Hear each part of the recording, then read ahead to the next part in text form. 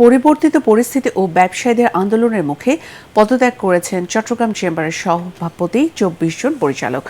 নিয়োগ দেওয়া হয়েছে প্রশাসক। ব্যবসায়ীদের অভিযোগ, পুরনো ভোটারের অধিকাংশই সদস্য হওয়ার যোগ্য নয়, তাই ভোটার তালিকা সংশোধনের দাবি তাদের। এর কারণে ১২০ দিনের মধ্যে নির্বাচন ও ক্ষমতা হস্তান্তরের বাধ্যবাধকতা দিয়ে দেখা দিয়েছে সংশয়। চট্টগ্রাম থেকে আবুল হাসনাতের রিপোর্ট, জানাচ্ছেন তামান্না জেনিফার। এক যুগের বেশি সময় ধরে Chittagong chamber of commerce and ইন্ডাস্ট্রিজের নির্বাচনে পরিবারতন্ত্রের অভিযোগ করে আসছিলেন স্থানীয় ব্যবসায়ীরা।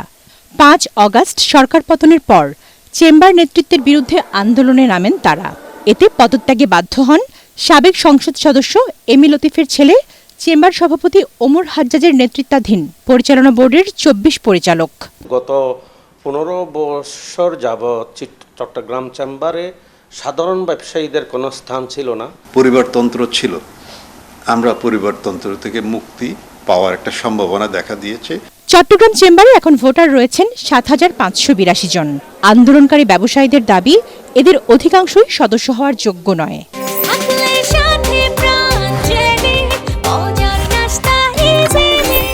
জেনুইন ব্যবসায়ীদেরকে এখানে সদস্য করে তাদের মাধ্যমে ভোট ইলেকশন করে নতুন একটা কমিটি হবে, নির্বাচিত কমিটিরাই এই চিটং চেম্বার চালাবে।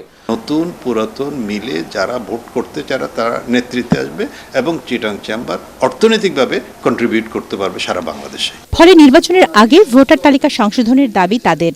এদিকে বাণিজ্য মন্ত্রণালয়ের পক্ষ থেকে চেম্বারে প্রশাসক হিসেবে দায়িত্ব দেওয়া হয় চট্টগ্রামের অতিরিক্ত বিভাগীয় কমিশনার মোহাম্মদ আনোয়ার পাশাকে।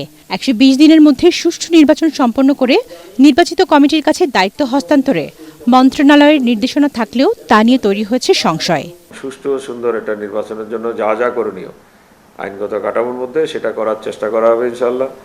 আর যদি সময়ের যে বিষয়টা আছে ১২০ দিনের, যদি এর মধ্যে কোনো চ্যালেঞ্জ থেকে যায় যেটা ১২০ দিনের মধ্যে সম্ভব না, তাহলে নিশ্চয়ই সেটা আমরা সরকারকে জানাবো, সরকারের নির্দেশনা নিব। এর আগে ২০২৩ সালের ৬ আগস্ট ওমর হাজ্জাজের নেতৃত্বাধীন ২৪ সদস্যের পর্ষদ চেম্বারের প্রেসিডিয়াম দায়িত্ব নিয়েছিল। Bureau report, ATN Bangla.